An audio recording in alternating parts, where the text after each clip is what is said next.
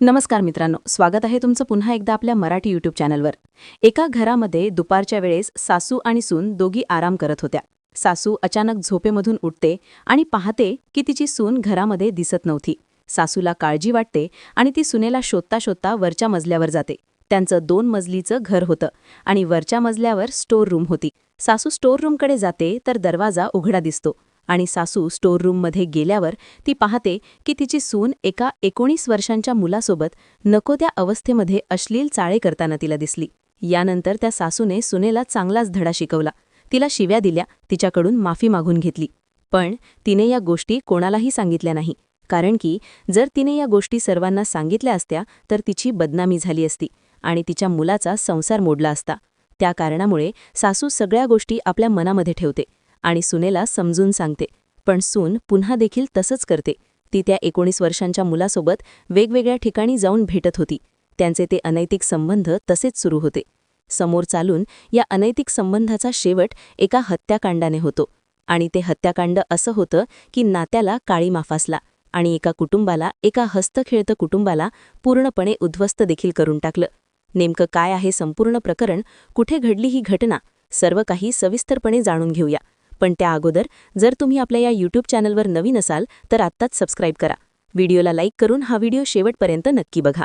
तर ही घटना समोर आली आहे उत्तर प्रदेशच्या लखनौ जिल्ह्यामधून. लखनौ जिल्ह्याचं महानगर पोलीस ठाणे आहे आणि या महानगर पोलीस ठाण्याच्या अंतर्गत निषादगंज असं एक ठिकाण आहे. निषादगंज या भागामध्ये गल्ली नंबर 2 मध्ये कमलादेवी नावाची एक म्हातारी वृद्ध महिला तिच्या कुटुंबासोबत राहत होती. कमलादेवीला एक मुलगा, सून आणि त्या दोघांचे 3 लेकरं होते. म्हणजे यांचं 5 लोकांचं हस्तखेळतं मोठं कुटुंब होतं. कमलादेवी 19 वर्षांची होती आणि 2 वर्षांअगोदर तिच्या नवऱ्याचं निधन झालं होतं. तिच्या नवऱ्याचं नाव होतं रामप्रकाश वर्मा आणि तो सचिवालयामध्ये कर्मचारी म्हणून कार्यरत होता. 2 वर्षांअगोदर त्यांचं निधन झालं.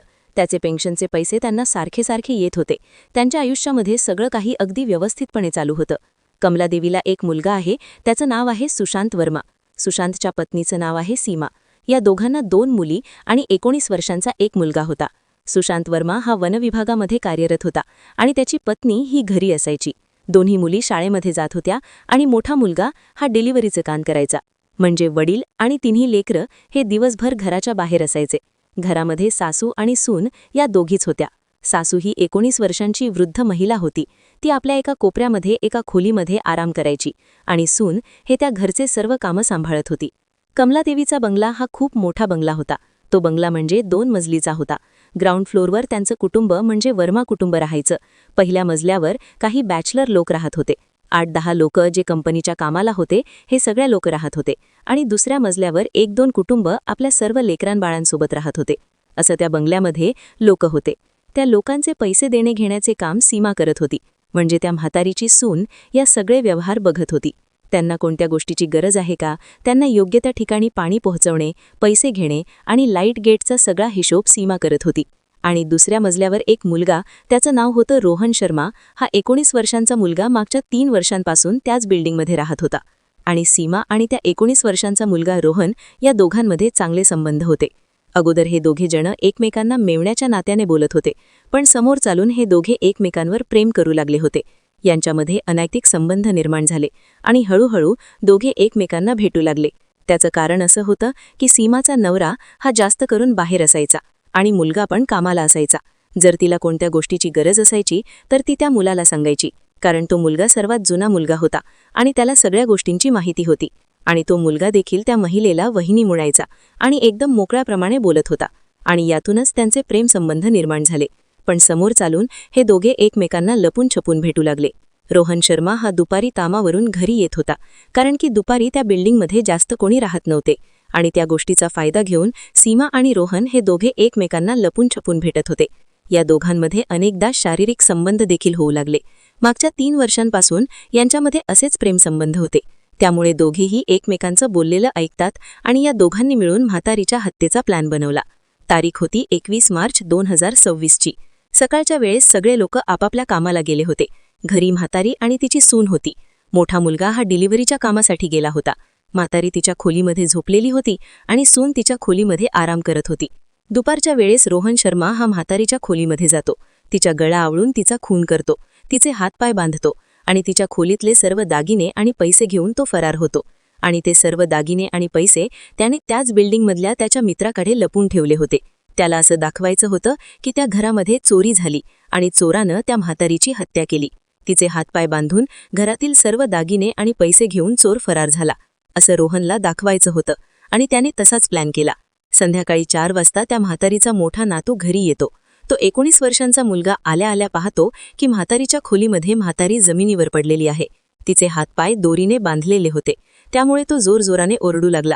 बाहेरचे काही लोक त्या ठिकाणी आले आणि सोबत खोलीमध्ये झोपण्याचं नाटक करत असलेली सून पण बाहेर पळत आली आणि जोरजोराने ओरडू लागली. नाटक करू लागली की तिच्या सासूची अशी हत्या कोणी केली, तिच्यासोबत नेमकं काय झालं हे तिला पण माहिती नव्हतं, असं ते नाटक करत होती. त्यानंतर त्या म्हातारीचा मुलगा आणि सर्व लोक त्या ठिकाणी जमले होते. पोलिसांमध्ये पण ही सगळी माहिती गेली होती. त्या ठिकाणी पोलिसवाले येऊन त्यांनी त्या डेड बॉडीला ताब्यात घेतलं आणि त्या ठिकाणी फोरेन्सिक टीम आणि डॉग स्क्वॉड पण आला होता. पण एक जो श्वान होता, जो पोलिसांचा एक श्वान होता, तो वारंवार त्या महिलेजवळ आणि त्या भाडेकरू जो व्यक्ती होता त्या व्यक्तीकडे जात होता. आणि त्यावेळेस सीमाचा नवरा पोलिसांना सरळ सरळ सांगून देतो की काही दिवसांअगोदर माझ्या पत्नीसोबत भांडण झाली होती असं कारण होतं. त्यामुळे पोलिसांना पण शंका येते आणि पोलिसांनी पण सरळ सरळ सीमाला ताब्यात घेतलं आणि तिच्या प्रियकराला पण ताब्यात घेतलं.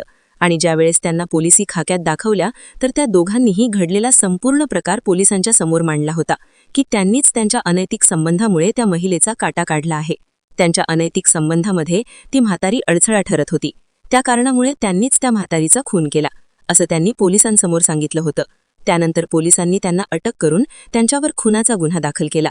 पण ते जे कुटुंब होतं, 5 लोकांचं जे हस्तखेळतं कुटुंब होतं, ज्यांना कोणत्याही गोष्टीची काही पण कमी नव्हती, ते कुटुंब आता पूर्णपणे उद्ध्वस्त झालं. त्या कुटुंबामध्ये 2 महिला होत्या. दोन्हीही महिला त्या कुटुंबामध्ये राहिल्या नाही. एकीनं जीवन गमावलं तर दुसरीचं जीवन आता आयुष्यभर कारावासामध्ये निघालं. बाकी संपूर्ण घटना सांगणे म्हणजे कोणत्याही पवित्र नात्याला बदनाम करणे किंवा कोणाला परेशान करणे नाही, तर तुम्हाला सावधान करणे आणि सतर्क करणे आहे की कशा प्रकारे गुन्हे घडत असतात. या अनैतिक संबंधापासून जेवढं दूर राहिलो तेवढं चांगलं आहे. बाकी तुम्हाला या सर्व घटनेबद्दल काय वाटते कमेंटमध्ये नक्की सांगा. हा व्हिडिओ आवडला असेल तर लाईक करून चॅनलला सबस्क्राईब करा आणि भेटूया पुन्हा एकदा अशाच सत्य घटनेसोबत.